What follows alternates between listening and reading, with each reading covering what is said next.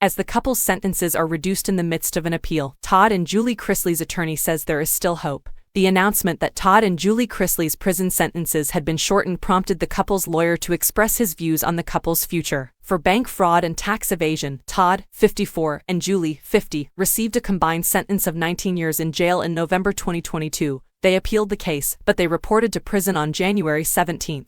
The patriarch of the Chrisley family, however, will now be released almost 2 years before his 12-year term was originally meant to complete, while Julie's 7-year sentence was reduced by 14 months, according to the Federal Bureau of Prisons' online inmate search system on Friday. In response to the ruling, attorney Jay Sargent told People that he hopes the couple's sentencing periods would be further shortened. According to Sargent, they were able to get some time off for both of them, adding that impending court proceedings on November 1 might shorten the period even further. The federal sentencing guidelines will be adopted, and there will be adjustments, alterations, and suggestions for shorter sentences for nonviolent criminals. They should each receive 2 points for that, but I'm unsure at this time. Thus, that will shorten their phrases even more. Sargent declined to provide any information, only stating that he is collaborating with the Department of Justice on other issues pertaining to the Chrisley couple's appeal. There's hope, he says. There's always hope, but they seem to have a lot of appeal to me. Todd and Julie's appeal process had recently received new papers, as Sargent previously disclosed to People in late July. The 11th Circuit Court of Appeals has the option of overturning the district court's decision or remanding the case back so that hearings that ought to have taken place